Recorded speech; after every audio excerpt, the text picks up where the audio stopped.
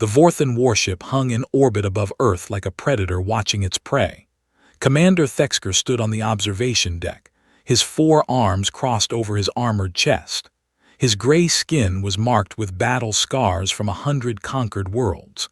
The blue glow of Earth filled the viewscreen, and he felt nothing but contempt for the small blue planet below. "Commander," his first officer said, "the invasion fleet is in position. 20,000 ships await your order." Thexker did not reply immediately. He had studied the humans for 3 standard cycles. They were weak. Their bodies were soft. They had no natural weapons, no claws, no venom, no armor. They killed each other over imaginary lines on their maps. They fought over resources they could share. They seemed determined to destroy themselves before anyone else could. "Begin the invasion," Thexker said. "This will be over in 1 rotation." He was wrong. The first wave of landing ships descended on the major cities. The Vorthan had done this many times before. They would destroy the capitals, break the military, and the survivors would submit. It was always the same. Every species in the galaxy eventually bent the knee when faced with superior firepower. But the humans did something unexpected. They fought back with a fury that Thexker had never seen. Not just their soldiers, but everyone. Old people took up weapons. Children threw rocks at Vorthan troops. Farmers drove their vehicles into Vorthan landing craft. Teachers organized resistance groups within hours of the invasion. "Commander," his first officer reported after the first day, "we have lost 600 soldiers in the assault on the city called New York alone." Thexker blinked his 3 eyes. 600. That is more than we lost taking the entire Meridian system. The humans use unconventional tactics. They hide in their structures. They attack at night. They use explosives strapped to their own bodies. They would rather die than surrender. This was concerning but not unprecedented. Some species resisted more than others. The Vorthan had crushed them all eventually. The war lasted not 1 rotation but 7 Earth years. 7 years of brutal fighting across every continent. The Vorthan had more advanced technology, but the humans had numbers and determination. For every human city they destroyed, 2 more resistance groups formed in its ashes. For every human leader they killed, 3 more stepped forward. Thexker learned things about humans during those 7 years. He learned that they were more dangerous when protecting their families than when protecting themselves. He learned that they formed bonds with complete strangers in moments of crisis. He learned that they never truly gave up, even when all hope seemed lost. In the end, the war ended not with victory for either side but with stalemate. The Vorthan controlled the major cities, but the humans controlled everything else. The cost of total conquest was simply too high. The Galactic Council, tired of watching resources drain into the human campaign, ordered a ceasefire. And so the occupation began. Thexker was assigned to oversee the occupation of a region the humans called the American Midwest. It was flat and vast, filled with farms and small towns. The humans here were stubborn and quiet. They did not attack Vorthan patrols often, but they did not cooperate either. They simply existed, watching the aliens with hard eyes and closed mouths. He set up his headquarters in a town called Cedar Falls. It was a small place, maybe 10,000 humans before the war. Now it was half that. Many had fled. Many had died. Those who remained went about their lives as if the Vorthan did not exist. Thexker walked through the town one morning, his personal guard of 10 soldiers surrounding him. The humans watched from their windows and doorways. He could feel their hatred like heat from a fire.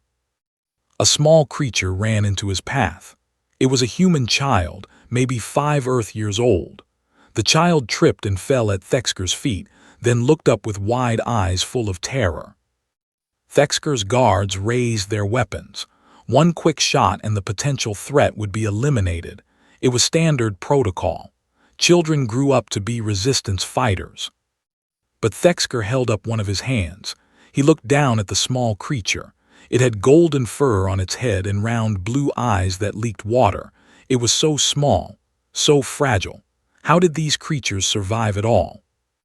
A woman ran out from one of the buildings. She was thin and worn, with the same golden fur on her head as the child. She threw herself between Thexker and the small one, arms spread wide. "Please," she said, "please, she is just a child. She did not mean to cross your path, please." Thexker studied the woman. Her body was shaking, but she did not move.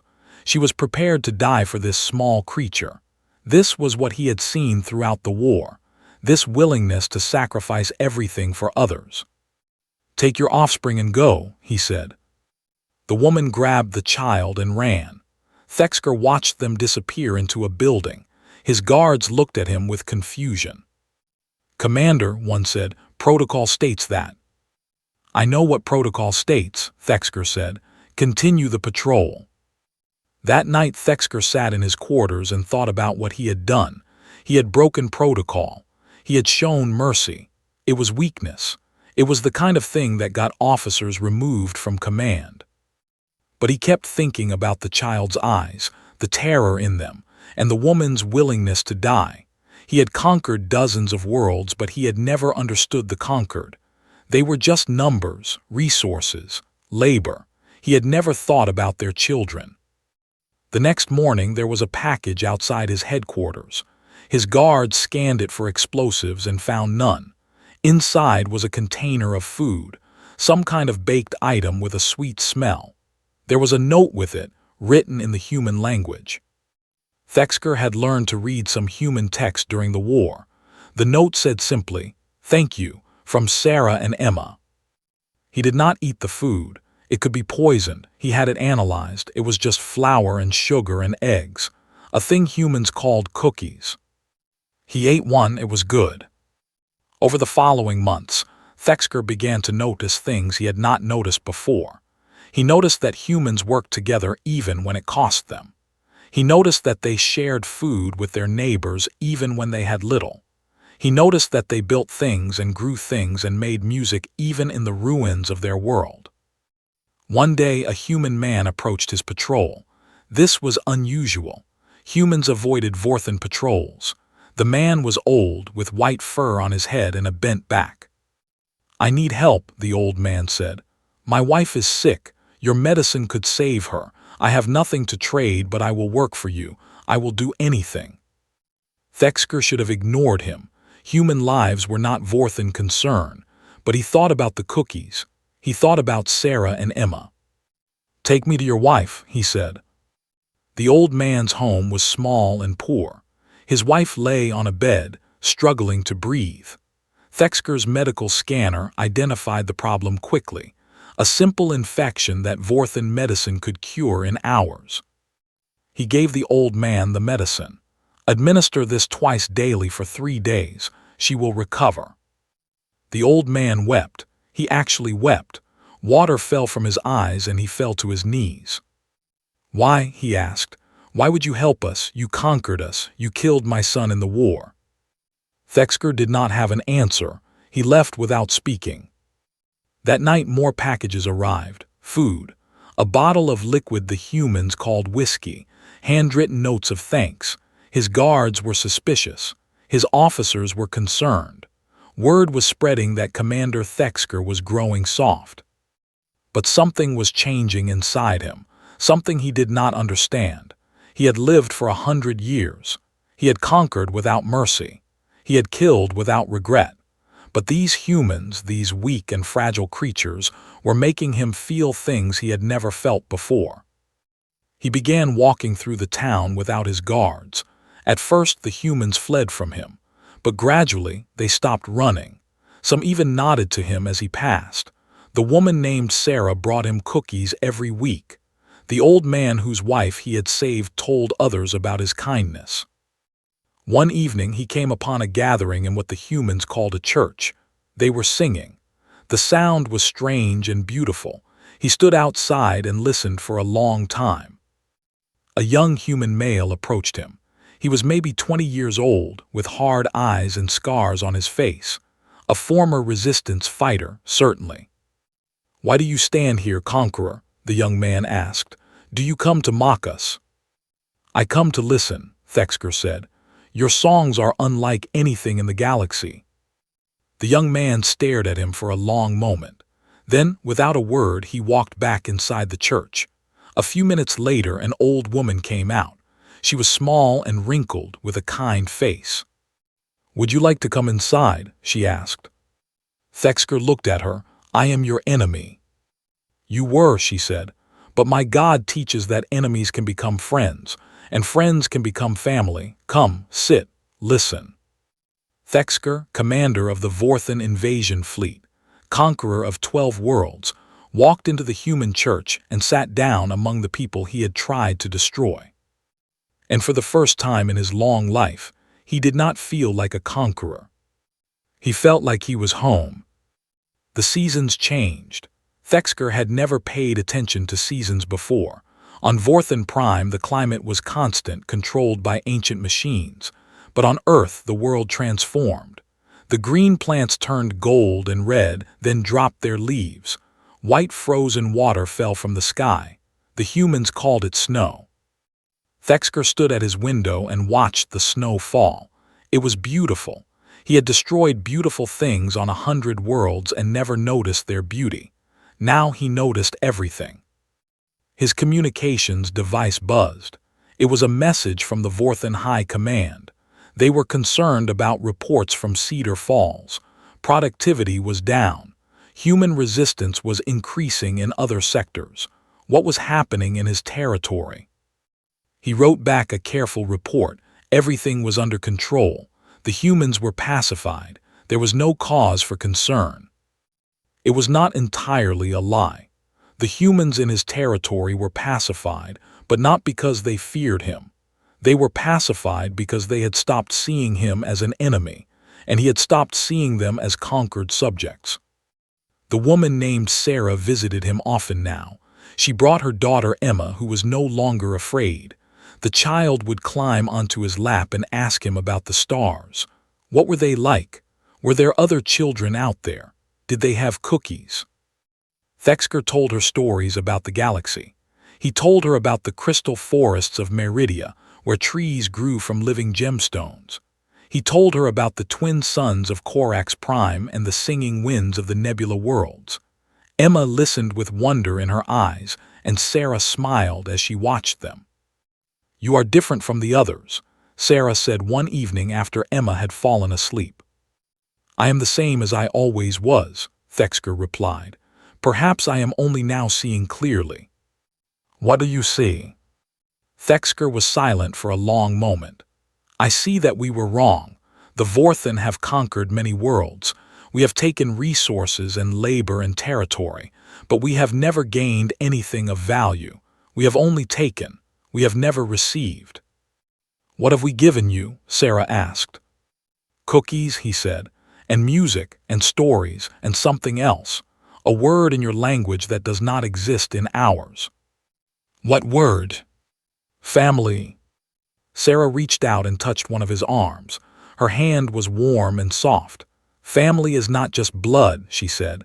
"Family is who you choose, who chooses you." Thexker looked at the sleeping child. "I killed many of your kind in the war. I ordered attacks that destroyed cities. I watched your people die and felt nothing." "I know," Sarah said. "How can you touch me? How can you let your child near me?"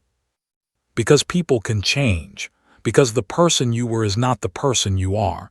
And because Emma loves you. She talks about you constantly. She calls you her big gray friend." Thexker felt something strange in his chest, a tightness, a warmth. "I do not understand your species." "Neither do we," Sarah said with a small laugh, "but we try."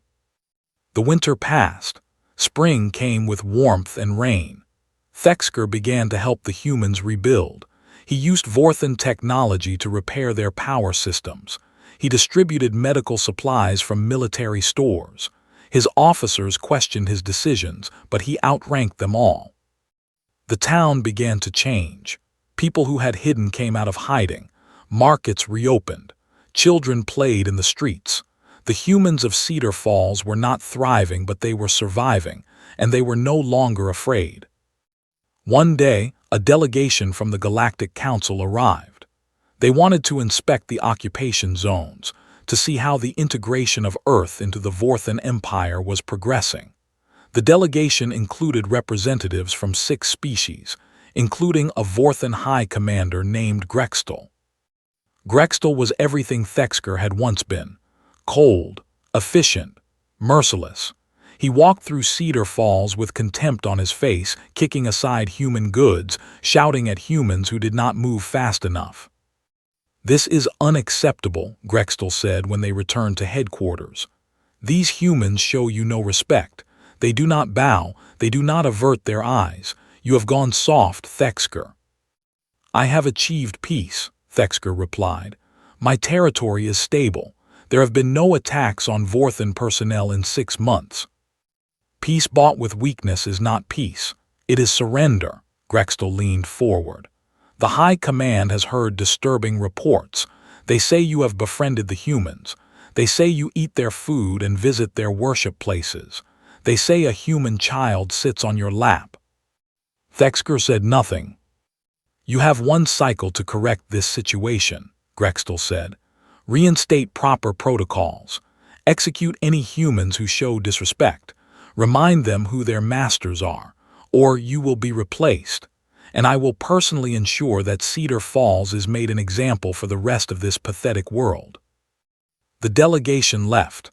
Thexker stood alone in his headquarters, thinking about what he had been ordered to do. He could not do it. He would not do it. These people had become his people. Their children had become his children. Their home had become his home. But if he refused, Grextel would come, and Grextel would show no mercy. He walked into town that night. The humans greeted him as they always did now, with nods and small waves. Some even smiled. He found Sarah at her home, helping Emma with her lessons. "We need to talk," he said. He told them everything: the delegation, the orders, the threat. Sarah's face grew pale as she listened. "What will you do?" she asked. "I do not know. If I obey, I become what I was. If I refuse, they will destroy everything I have tried to build here." Emma looked up at him with her round blue eyes. "Will the bad aliens hurt us?" Thexker knelt down to her level. "I will not let them hurt you, little one. I promise." "But you're an alien too," Emma said, "and you don't hurt us." "No," Thexker said, "I do not."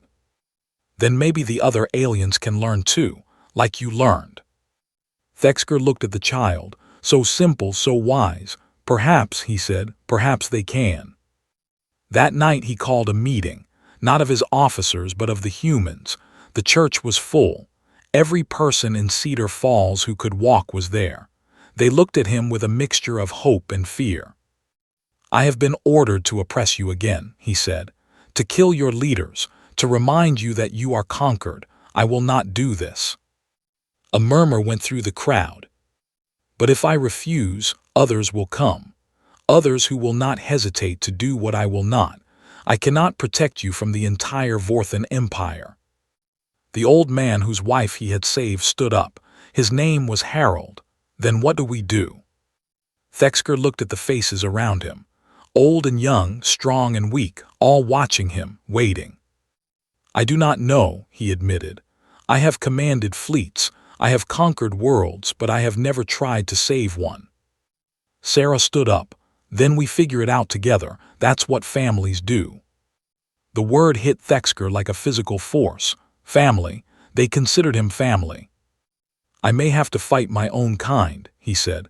"I may have to kill Vorthan soldiers." "We've been fighting your kind for 7 years, a young man said. It was the same young man who had confronted him outside the church. His name was Daniel. "We know how." "This is different. This is not resistance. This is war." Daniel smiled grimly. "We know that too." Thexker looked at these humans, these fragile creatures who had defied the greatest military power in the galaxy. They were willing to fight again, not for territory, not for resources, but for him, for the alien who had conquered them. "Very well," he said. Then we prepare. When Grextel returns, we will be ready." The humans began to cheer, but Thexker felt only the weight of what was coming. He had chosen a side. He had chosen family over empire. There was no going back now. The next month was a blur of activity. Thexker had spent his whole life preparing for war, but he had never prepared to defend something. It was different, harder, more personal. He trained the humans in Vorthan tactics. He showed them how Vorthan soldiers moved, how they communicated, where their armor was weakest. The young people learned quickly.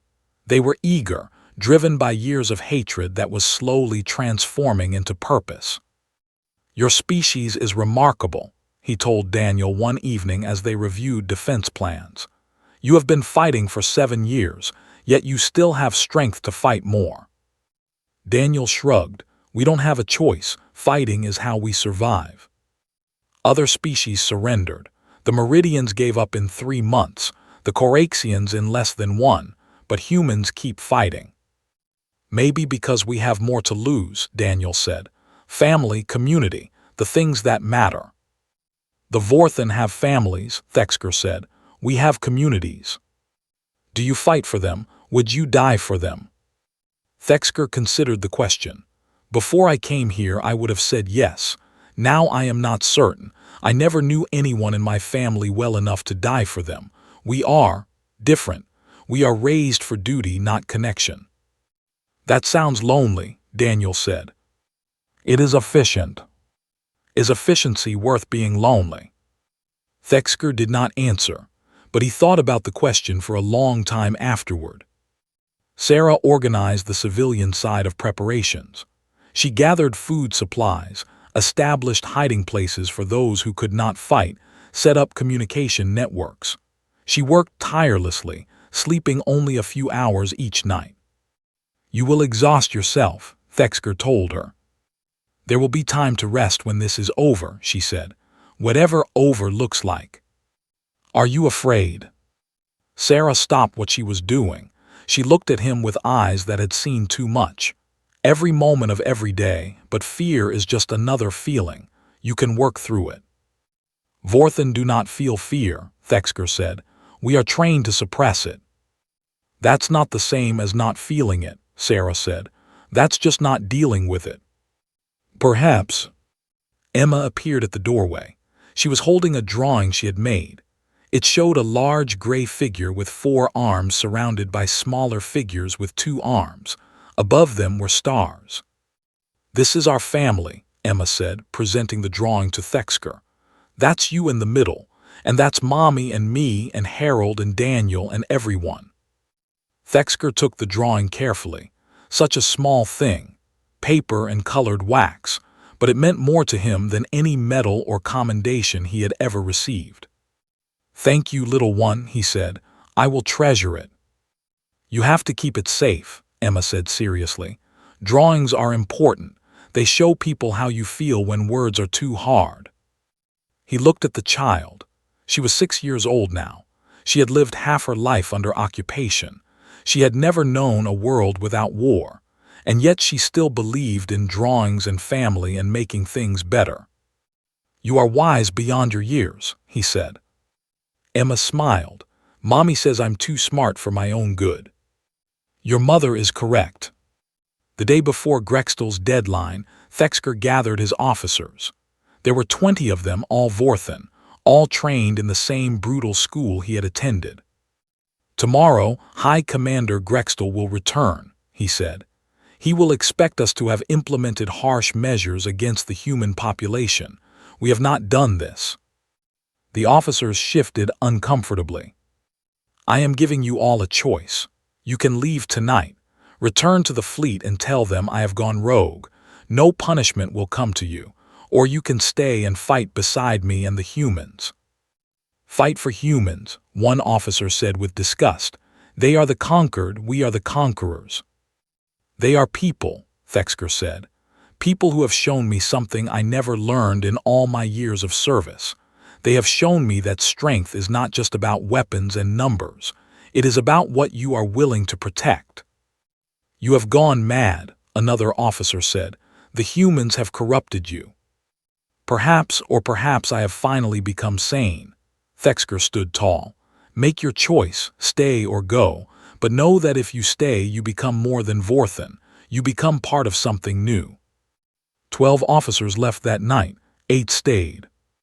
You are fools, Thexker told the 8 who remained. You will likely die. We have served with you for decades, one of them said. His name was Crix and he was Thexker's oldest friend. We have seen what you have seen here. The humans are strange, but they are not wrong. The Empire has lost its way. We conquer for conquest's sake. We have forgotten why. Why did we start conquering? Thexker asked. Resources, space, survival, but we have enough of all those things now. We continue out of habit, out of pride. And if we stop? Crix considered this. Then we must find a new purpose. Perhaps the humans can show us one. Grextel arrived the next morning with a force of 500 soldiers. It was a show of strength meant to intimidate. He expected no resistance. The defenders of Cedar Falls numbered 200 humans and 8 Vorthan. The High Commander marched into town with his personal guard. He found Thexker waiting for him in the main square. Well, Grextel demanded, have you followed your orders? No, Thexker said. Grextel's 3 eyes narrowed. Then you are a traitor. I am a protector. You are nothing, arrest him. Guards moved forward, but they stopped when armed humans emerged from the buildings around the square. Rifles pointed at the Vorthan soldiers from every window, every doorway, every rooftop. I would advise your men to remain calm, Thexker said. These humans have been fighting your kind for 7 years. They know exactly where to shoot. Grextel looked around, calculating odds. You cannot win this. My fleet will destroy this town from orbit. Perhaps, but you will not live to see it. You would kill your own kind for these animals. Thexker stepped forward. They are not animals, they are my family. The word seemed to confuse Grextel. Family? They are humans. We are Vorthan. We have no family connections with prey. Then you have never truly lived, Thexker said. I have conquered more worlds than you have ever seen. I have killed more enemies than you can count, and none of it meant anything. None of it filled the emptiness inside me, but these people, he gestured to the humans around him. These people have given me something I never knew I needed, purpose, connection, home. Sentiment, Grextel spat, weakness. It is the opposite of weakness. It is the strength to change, the strength to grow, the strength to become more than what you were made to be. Grextel drew his weapon. I will not debate philosophy with a traitor. Stand down or die. Then we die, Thexker said, but not alone. The tension stretched like a wire about to snap. Thexker could see Grextel calculating, weighing his options. 500 soldiers against 200 defenders. The math was in his favor, but the cost would be high. Then Emma walked into the square. Everyone froze. The little girl walked calmly past the armed soldiers, past Grextel, right up to Thexker. She took one of his hands in both of hers. Don't be scared, she said, loud enough for everyone to hear. I'm here. Thexker looked down at her. Little one, you should not be here. Yes, I should. You need your family, that's what families do. They stay together even when it's scary. Grextel stared at the child with confusion and disgust. What is this? Get that creature away from him. No one moved. I said take her. Still no one moved. The Vorthan soldiers were looking at the scene with strange expressions. A child, walking fearlessly into danger to comfort the person she loved. It was not something they had ever seen. It was not something Vorthan children would ever do. You see, Thexker said, this is what humans are.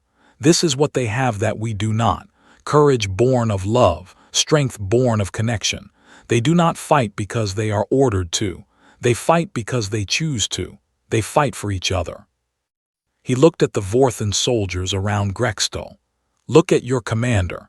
Would he walk into danger for you? Would he stand between you and death? Or would he sacrifice you for his own advancement, as our leaders have always done? The soldiers shifted uneasily. I offer you what I offered my own officers, a choice. You can follow Grextel and die in a battle that means nothing, or you can stand with us and be part of something new, something the galaxy has never seen. Vorthan and humans together, family. Do not listen to this traitor, Grextel shouted. Kill them all. No one fired. I said kill them. Still nothing. One soldier lowered his weapon, then another, then another. Within minutes, half of Grextel's force had stood down. Grextel's face contorted with rage. Cowards, traitors, I will destroy this entire planet myself. He raised his weapon at Thexker, but before he could fire, Daniel stepped out from behind a wall and fired a single shot. The blast caught Grextel in the shoulder, spinning him around. A second shot knocked the weapon from his hand. Nice shot, Sarah said, emerging from another position. 7 years of practice, Daniel replied. Thexker walked toward the fallen High Commander. Grextel looked up at him with hatred. You have doomed yourself, Grextel hissed. The Empire will come, fleets upon fleets. They will reduce this world to ash. Perhaps, Thexker said, or perhaps they will see what I have seen, that there is another way, that conquest is not the only path. He looked at Emma, still standing bravely in the square, at Sarah, fierce and protective, at Daniel and Harold and all the others who had risked everything. The humans have a saying, Thexker continued. They say it takes a village to raise a child, but I have learned something more. It takes a family to change a world. He turned to the Vorthan soldiers who had stood down. Go back to your ships. Tell the fleet what you saw here. Tell them that a new way is possible. Tell them that the great conqueror Thexker laid down his sword and found something better. The soldiers hesitated. Then slowly they began to retreat. They took the wounded Grextel with them. Soon the square was empty except for the defenders of Cedar Falls. And then, amazingly, the humans began to cheer. The next year was the hardest of Thexker's long life. The Vorthan Empire did not forget Cedar Falls. They sent more forces. They blockaded the region. They tried to starve them out. But something unexpected happened. Word of what had occurred spread across Earth and beyond. The story of a Vorthan commander who had chosen humans over empire. The story of a little girl who had walked into danger to comfort her alien friend. The story of enemies becoming family. Other Vorthan began to question. Not many at first. Just a few who had seen too much, conquered too many worlds, felt the emptiness that Thexker had felt. They reached out in secret. They sent supplies. They shared information. And the humans did what they had always done. They survived. They adapted. They refused to give up. They built networks with other resistance groups around the world. They smuggled food and medicine and weapons through the blockades. Thexker watched it all with wonder. A year ago, he had been ready to die defending one small town. Now that town had become a symbol, a beacon, proof that change was possible. You started something, Sarah told him one evening. They were sitting on the porch of her house, watching Emma play in the yard. Something bigger than any of us. I started nothing, he said. I only made a choice. The humans did the rest. You gave us hope. Hope that not all aliens are enemies. Hope that the war could end without one side destroying the other. Is that what you want, for the war to end? Sarah was quiet for a moment. I want Emma to grow up in a world where she doesn't have to be afraid, where she can look at the stars and see wonder instead of threat. Is that possible? I do not know, but I will spend whatever time I have left trying to make it so. Emma ran over to them, breathless and smiling. Thex, I learned a new song, want to hear it? Always, little one. She sang a simple children's song about sunshine and flowers. Her voice was high and clear and full of joy. Thexker listened with all 4 of his ears and felt that strange warmth in his chest again. When she finished, she climbed onto his lap as she often did now. "Will you teach me a Vorthan song?" "Vorthan do not have songs like humans do. We have chants, battle rhythms. They are not pleasant." "Then make up a new one, a happy one." Thexker looked at Sarah. She was smiling. "You heard her, make up a happy one." He thought about it. In all his years, he had never created anything. He had only destroyed. But Emma was looking at him with such expectation that he could not refuse. He began to hum, low and resonant. It was a strange sound, unlike anything human or Vorthan, but somehow it felt right. He added words, mixing Vorthan and human languages, making up meanings as he went. When he finished, Emma clapped her hands. "That was beautiful. What did it mean?" "It was about a warrior who traveled very far and found a new home, and a family, and learned that home is not a place, it is people."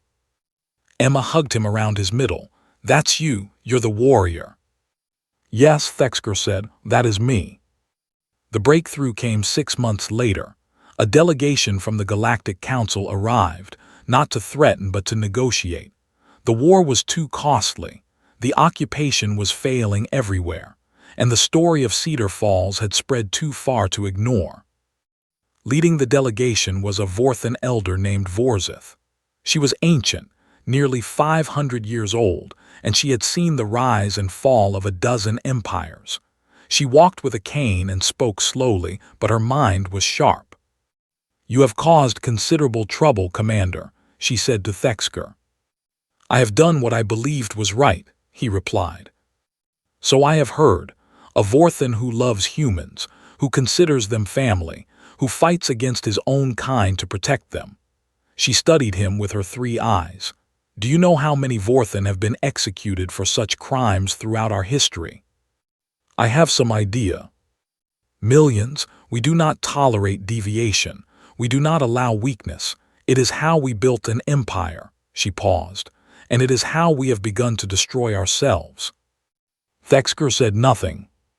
"The war with Earth has cost us more than any conflict in 500 years, and we have gained nothing. No resources, no labor, only death and resentment. The humans will never submit. They would rather die. You showed us that." "I showed you that there is another way." "Yes, you did," Vorzith sighed. "I am old, Commander. I have conquered more worlds than you. I have killed more than you can imagine, and I am tired, tired of war, tired of death, tired of emptiness." "Then why do you continue?" "Because I knew no other way until you showed me one."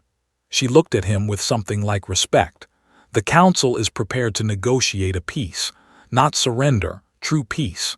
The humans will govern themselves, the occupation will end, and Vorthan who wish to remain on Earth may do so." Thexker felt a surge of hope he had not expected. "And in return?" "In return, we hope to learn. You have found something here that we have lost. Perhaps we never had it. This family, this connection. We wish to understand it." "It cannot be taught," Thexker said. "It must be experienced." "Then we will experience it, slowly, carefully, starting here in this place where it began." The peace negotiations took months. There were setbacks and arguments and moments when everything seemed ready to collapse. But in the end, a treaty was signed. The First Contact Accords, the humans called it. It established Earth as a free world. It created exchange programs between Vorthan and humans. It laid the groundwork for something that had never existed before, alliance between conqueror and conquered. When the treaty was announced, there was celebration across Earth. In Cedar Falls, the celebration lasted for days. Music and food and dancing in the streets. Humans and Vorthan together, awkward at first, then gradually more comfortable. Thexker stood apart from the celebration, watching from a distance. He felt joy but also a strange sadness. His life as he had known it was over. The warrior, the conqueror, the commander, all of that was gone. He did not know who he was now. Sarah found him there, alone with his thoughts. "Why aren't you celebrating?" she asked. "I am trying to understand what comes next. I have been a soldier for 100 years. Now there is peace. What do soldiers do when there is no war? They live, Sarah said simply. They help rebuild, they raise families, they find new purposes. I do not know how to do those things. Then learn, you learned how to be family. You can learn this too. Will you help me? Sarah took his hand, the gesture that had once seemed so alien, now so natural. Always, that's what family does. Emma ran up to them, breathless with excitement. Thex, come dance, everyone is dancing. Vorthen do not dance, he said. Then I'll teach you, it's easy. She grabbed one of his hands and pulled. Come on. Thexker looked at Sarah, she was smiling. Go on, dance. The great conqueror can surely master a simple dance. He let Emma lead him into the crowd. The humans made room for him, not with fear but with welcome. Someone started a new song. Emma showed him the steps, laughing at his awkwardness. And there, in the middle of Cedar Falls, surrounded by the people who had taught him what family meant, the Vorthen warrior learned to dance. 20 years passed. Thexker stood on the balcony of his home, looking out at a city that had grown from the ashes of a small town. Cedar Falls was now a symbol, a place where humans and Vorthen lived side by side. Delegations came from across the galaxy to see how it was done. The city gleamed in the morning light. Human architecture mixed with Vorthen technology. Gardens grew alongside landing pads. Children of both species played in parks designed for their different bodies. You're thinking deep thoughts again, Sarah said, joining him on the balcony. She was older now, her golden hair streaked with white, but her eyes were still bright, still kind. I was remembering, he said, the day I first came here, how much I hated this world, how much I wanted to destroy it. And now I cannot imagine being anywhere else. Sarah leaned against him, a gesture of comfort they had developed over the years. Emma called this morning. She wanted to make sure you knew about the ceremony. Thexker nodded. I have not forgotten. Emma was 26 now. She had grown into a remarkable woman, a diplomat who worked to spread the Cedar Falls model to other worlds. Today, she was receiving an award from the Galactic Council for her work in interspecies relations. She wants you to give the speech, Sarah said. Me, I am not good with words. You convinced an army to lay down its weapons. You helped negotiate peace for an entire planet. I think you can manage a few minutes of congratulations for your daughter. Daughter, the word still moved him even after all these years. Emma was not his biological offspring. Such things were impossible between species, but she was his daughter in every way that mattered. He had watched her grow. He had taught her about the stars. He had held her when she cried and cheered when she succeeded. He had been her father. And she had been his child, his teacher, his proof that change was possible. The ceremony was held in the Grand Hall, a massive structure built to accommodate beings of all sizes and shapes. Delegates from 100 worlds filled the seats. Humans, Vorthen, and dozens of other species that had joined the growing alliance. Thexker stood at the podium and looked out at the crowd. So many faces, so many stories. Each one represented a world that had chosen peace over war, cooperation over conquest. 20 years ago, he began, I came to this planet as a conqueror. I commanded warships. I ordered the destruction of cities. I believed that strength meant dominance and dominance meant victory. I was wrong. The humans taught me a different kind of strength. The strength to change. The strength to grow. The strength to open your heart to those you once called enemy. A little girl walked into a battle to comfort me. She was 6 years old. She had no weapons, no power, only love. And in that moment she was stronger than any fleet I had ever commanded. That little girl is now a woman. She has dedicated her life to spreading what she taught me that day. That family is not about blood. It is about choice. That enemies can become friends. That conquerors can become protectors. That the universe does not have to be a place of endless war. The humans have a saying, The universe has conquerors, but only humans turn enemies into family. I have lived long enough to know that this is true, and I have been blessed to be part of that truth. Emma, my daughter, my teacher, my heart, you have made your father proud. You have made all of us proud. Continue your work. Continue showing the galaxy what is possible. Continue being the brave little girl who walked into danger because someone she loved needed her. He looked at Emma, who was crying quietly in the front row. Sarah sat beside her, holding her hand. I was lost, Thexker said. For 100 years I was lost and I did not know it. Then I found this world, this town, this family, and I was home. He stepped back from the podium. The hall erupted in applause, a thunder of sound from 100 different species. But all Thexker heard was Emma's voice as she ran to embrace him. I love you, Dad. I love you too, little one. After the ceremony, there was a reception. Thexker found himself surrounded by delegates wanting to shake his hand, touch his arm, take images with the famous commander who had become a peacemaker. He endured it with patience, though he would have preferred to be home. Finally, he escaped to a quiet balcony overlooking the city. Crix found him there. His old friend had stayed on Earth too, had helped build what Cedar Falls had become. You always did hate crowds, Crix said. I have tolerated them for 20 years. I have earned some quiet. Crix laughed. True, what you have earned, though, is far more than quiet. You have earned respect, love, a legacy that will outlive all of us. I did not seek any of those things. That is why you have them. The best leaders never seek power.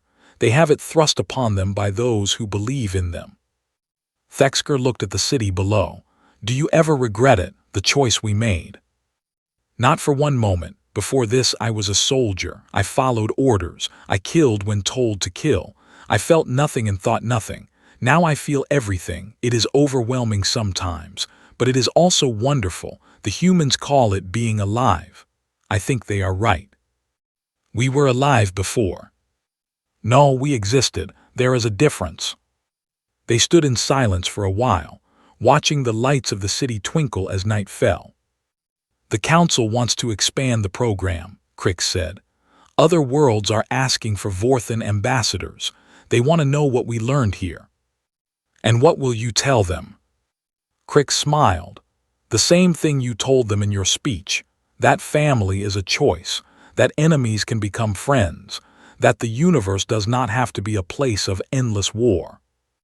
Do you think they will listen? Some will, some won't.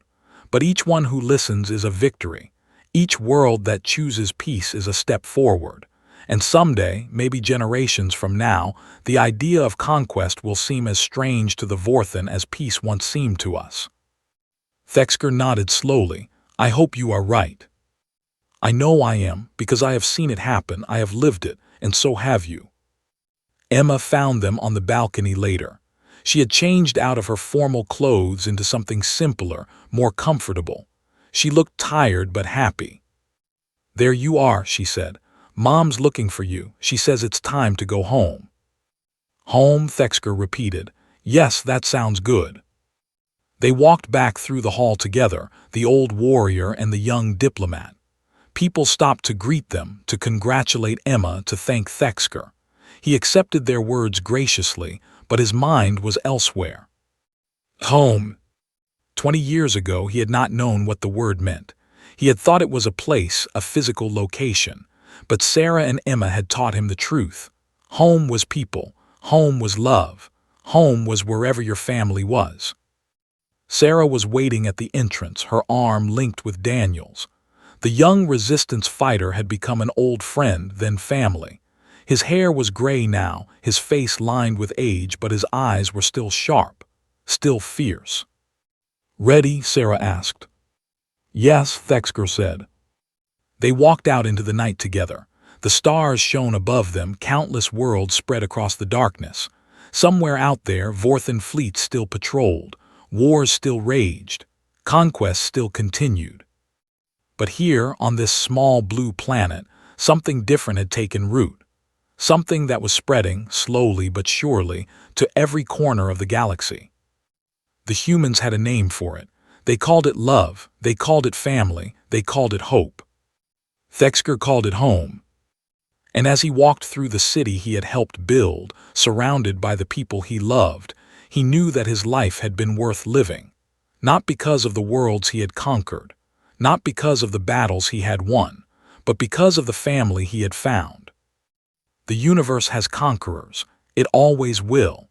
There will always be those who seek to dominate, to control, to destroy. But there will also always be those who choose another way. Those who see enemies and wonder if they could be friends. Those who look at strangers and see potential family. The humans taught the galaxy this truth, and one Vorthan commander had been the first to learn it. Thexker looked up at the stars one last time. Then he turned and followed his family home.